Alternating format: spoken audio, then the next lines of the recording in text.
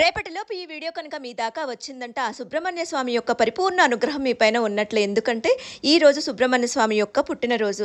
ఈరోజు కనుక ఈ మంత్రాన్ని చదివితే ఎంత పుణ్యమో మాటల్లో చెప్పలేము. నమ్మకంతో భక్తితో స్వామివారిని ఒక్కసారి తలిచిన ధైర్యము, జ్ఞానము, విజయానికి మార్గము, గ్రహదోషాలు, కుజదోషాలు, సంతానము, వివాహము ఇలా ఒకటేమిటి మనకున్న బాధలకు అన్ని దారులు తెరుచుకుంటాయి.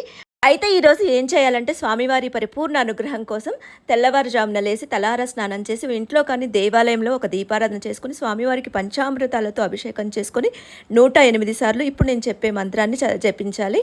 ఓం శరవణ భవాయ నమః అని కానీ, ఓం స్కందాయ నమః అని కానీ, ఓం షణ్ముఖాయ నమః అని కానీ ఇలా 108 సార్లు చదవండి. ఈ ప్రాసెస్ని ప్రతి మంగళవారం అంటే ఒక 5 వారాలు కానీ 9 వారాలు కానీ 11 మంగళవారాలు చేసి చూడండి.